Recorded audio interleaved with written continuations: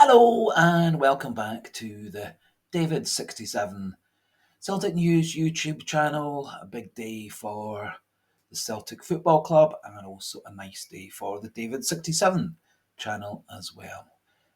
So today's video primarily going to be a wee preview of the Celtic against Kilmarnock match tonight, live on Sky.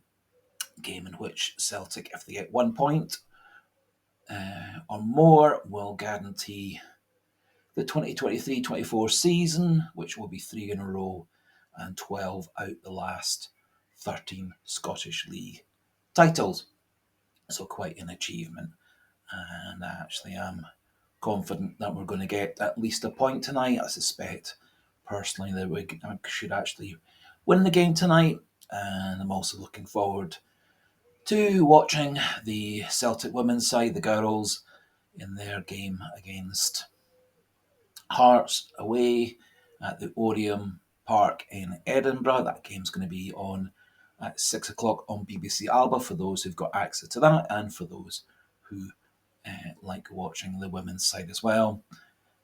They are top of the table, and 2 more wins from the last 2 games should guarantee them the title. But today's video primarily about the Celtic team, a wee bit of news about Celtic in the transfer market, and a wee bit of a news regarding a couple of things on the David67 channel. So before we crack on, please, if you are new to the channel, do click that subscribe button.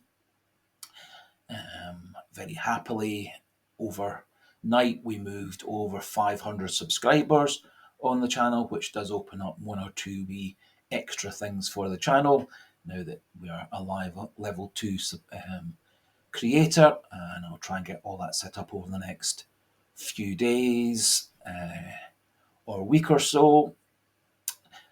As always, please, if you do like the video, click the like button. That helps more people see the David67 channel, and as always, do feel free to pop your comments into the comment section, keeping things polite, respectful, informative, all part of discussion and debate amongst like-minded fans. So, Celtic go into this game tonight against Kilmarnock, as I say, 1 point away from the title. At one point yesterday evening, it looked like Celtic were going to win the title without playing when Dundee went 2-0 up, although Rangers came back with a patched up team to win 5-2 in the end.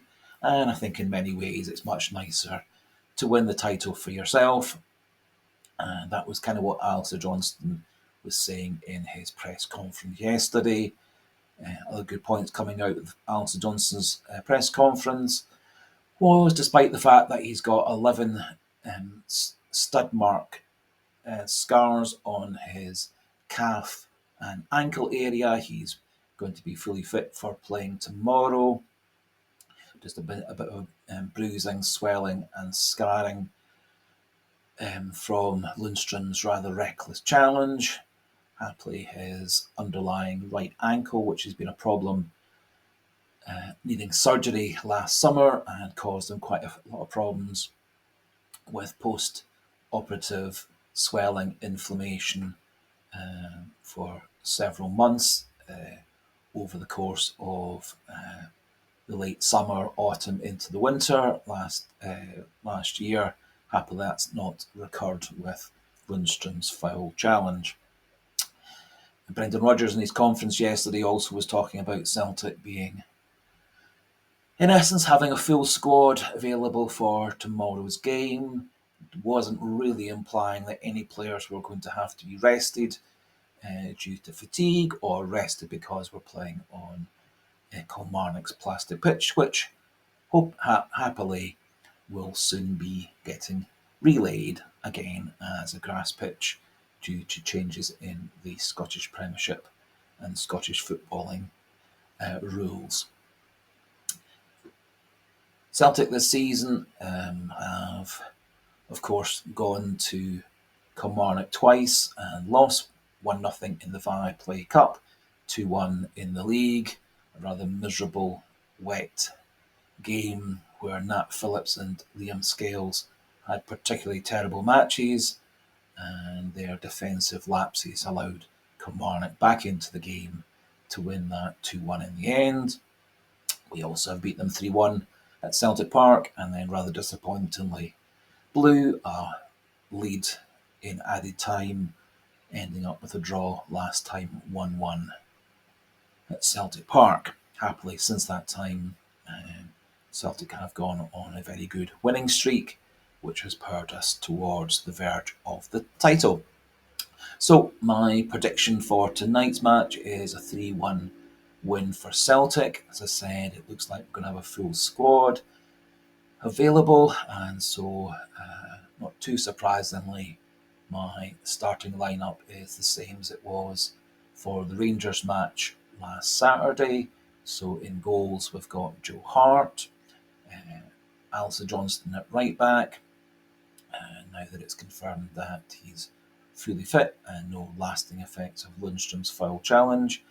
Central defence will be CCV and Liam Scales at left centre back. I did think Liam Scales had a much better game defensively against Rangers than he had been in recent weeks. Still a bit disappointed and nervy when he has his ball at his feet, as his distribution and passing is still substandard and often puts his fellow defenders, Joe Hart and the midfielders, under too much pressure with misplaced or hurried passes. Left back Greg Taylor, Callum McGregor in the more defensive number 6 role in midfield, Rio Hatate more advanced, and Matt O'Reilly playing on the left and again in a slightly more advanced role. On the right, I think we'll start with James Forrest again, with the backup of Luis Palma and Nicholas Kuhn coming off the bench to replace him around 60-70 minutes, as was the case against Rangers. On the left, Dyson Maeda. I think his industry, pace, tracking back, etc., is going to be quite important, keeping the threat down our left side minimised, as that was a factor in the Kilmarnock win 2-1 against us last time we played them away, and up front, Kyogo didn't have the best of games against Rangers. I think that was partly due to not as many chances were created for him. He did have that one good chance in the centre of the goals that Jack Butland made a very good save from. However, I thought Kyogo actually worked very hard on Saturday, pressing and harrying the Rangers back four and Jack Butland, slowing down their distribution, slowing down their restarts. And Kyogo also made lots of good runs, which also created space for players such as Forrest and Maeda and O'Reilly to come into, and was, of course, then a factor in both the John Lundstrom own goal and the Matt O'Reilly goal earlier. And so I think there's more to playing as your main attacker than just scoring goals. I think there's quite a lot of running off the ball, creating space, and also the pressing duties that Kyogo is especially good at. Does mean off the bench we'll have, again, players such as Tomoki Iwata, Paolo Bernardo, Luis Palma, Nicholas Kuhn, Adam Ida, and defensive cover likely from Tony Ralston, Navrocki, or Stephen Welsh. And Scott Bain on the bench yet again as backup goalie. I don't think there's any real need at this stage for resting any players with a view to the cup final. Assuming that we do get 1 point or 3 points from tonight's match, we can easily rest a few players for title day on Saturday against St Mirren. But first things first, we need to get 1 point or 3 tonight, and then we can start celebrating tonight and then more fully on Saturday after the game is finished. As I said, a wee bit of other David 67 channel news. As you may be aware, the initial polls for goal of the season shut this morning. The winner of poll 1 was Kyogo Furahashi's goal on the 30th of December against Rangers. His left foot curling shot from the edge of the box. That was the winner of poll 1. Winner of poll 2 was James Forrest, his right foot volley from the edge of the box against Dundee on the 28th of April. And I've popped in a bonus goal, which is goal C, which was Matt O'Reilly's left foot shot from the edge of the box against Rangers on Saturday the 11th, just a few days ago, the goal that put us on the path to winning the game and on the verge of winning the title. So we've opened up a new poll with Kyogo's goal as goal A, James Forrest's goal as goal B, and Matt O'Reilly's goal as goal C. There's an accompanying separate video for that, both a long form and a short form, and also a bit of text, all in the community section. So do have a look at those, do have a vote in the poll, and then the poll stays open until first thing on Monday morning, Monday the 20th, and then I'll do a video and announce the winner of the David 67 channel goal of this season. So please do vote in that. And following up yesterday's video, which was regarding a number of players potentially coming in, going out, it does look like Celtic are trying very hard to bring Ugurcan Cakir, the Trabzonspor Turkish international goalkeeper, in. The Trabzonspor owner has said that they are willing to let Cakir go. Celtic are a club known to have made a formal bid.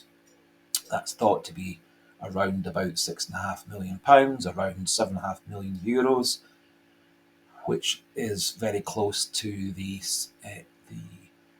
price that Trabzonspor have stated, which is €8 million. There does appear to be a possible bid from Al Ahly in Saudi Arabia of €10 million, but Celtic are said to be the head of that queue. It does appear, as I said in yesterday's video, that Celtic's had several discussions with Cakir's management team. His lawyer and Brendan Rodgers has also had a video Zoom call with Cakir to talk about the club, his plans, etc., etc. So it may be in the next week, 2 weeks, that deal goes over the line.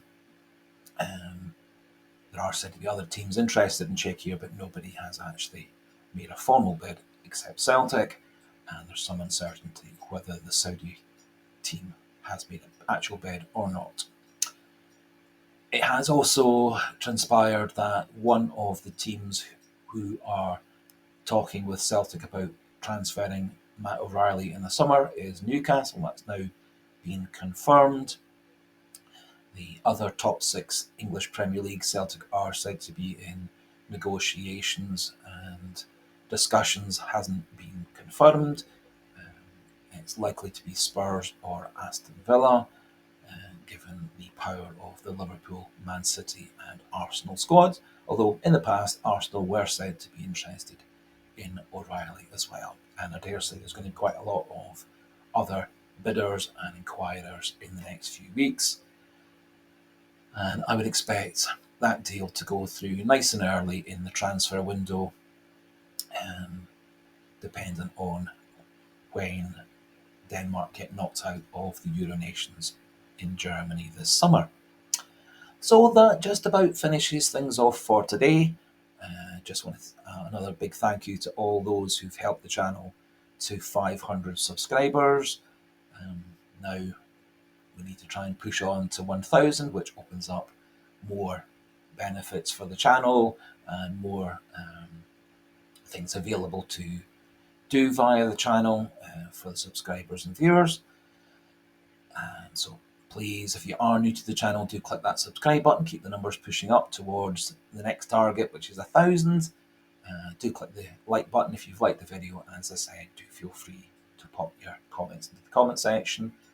We'll do a couple of videos tomorrow. One, a post-match reaction of the Celtic against Kilmarnock match, and also for those who like the women's side, and also we'll do a post-match reaction separately for the Celtic against Hearts women's match this evening. And so, thanks for watching. Goodbye. Good luck, Celtic, in your game tonight.